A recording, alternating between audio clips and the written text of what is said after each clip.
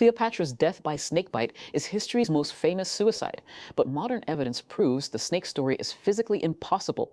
But first, please subscribe. Now let's discover the truth about how Cleopatra really died. On August 12, 30 BC, Cleopatra VII, the last pharaoh of Egypt, died in her palace in Alexandria after hearing that her lover Mark Antony had killed himself following defeat by Octavian's Roman forces. The famous story says Cleopatra committed suicide by allowing an Egyptian cobra, called an asp, to bite her. Ancient Roman historians Plutarch and Cassius Dio recorded this dramatic death. But here's the problem. Modern scientists say the snake story is almost certainly false. An Egyptian cobra bite doesn't match the historical descriptions of Cleopatra's death. Cobra venom causes a slow, agonizing death over several hours with visible symptoms like convulsions, vomiting, paralysis, and extreme pain. Historical accounts say Cleopatra died peacefully with no visible marks.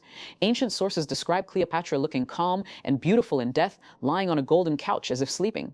Cobra bites cause facial distortion, swelling, and obvious suffering, none of which fit the descriptions. Additionally, sneaking a live cobra into Cleopatra's heavily guarded palace would be extremely difficult. Egyptian cobras are large, aggressive snakes over 6 feet long that can't be hidden in small containers. Some historians suggest a smaller asp was used, but even small venomous snakes cause visible bite marks and symptoms. Cleopatra's body reportedly showed no wounds or signs of snake bites. The most likely theory? Cleopatra used poison, not a snake. Ancient Egyptians had extensive knowledge of toxicology and painless poisons that leave no trace. Historians believe Cleopatra probably used a poison cocktail containing hemlock, wolfsbane, and opium, a combination that causes peaceful death resembling sleep with minimal external symptoms. Cleopatra was known to have experimented with poisons on condemned prisoners to find the most painless method of death. She was scientifically preparing for her own potential suicide. The snake story likely became popular because it was more dramatic and symbolic. In Egyptian mythology, the cobra represented divine royalty and protection.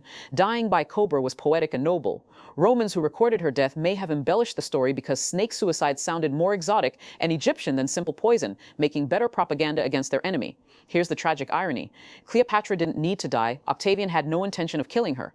He wanted to parade her through Rome as a captive to celebrate his victory. Cleopatra chose death over humiliation. She refused to be displayed as a defeated enemy in Octavian's triumph celebration, maintaining her dignity through suicide. Her death marked the end of ancient Egypt's 3,000-year pharaonic dynasty. Egypt became a Roman province, and the age of the pharaohs ended forever with Cleopatra's final act. Modern forensic analysis suggests that whatever killed Cleopatra worked quickly and painlessly, characteristics matching certain poisons but not snake venom. That's your Cleopatra truth knowledge bomb. If discovering the real story behind her death fascinates you, smash that like button. Subscribe for more historical myths debunked by science.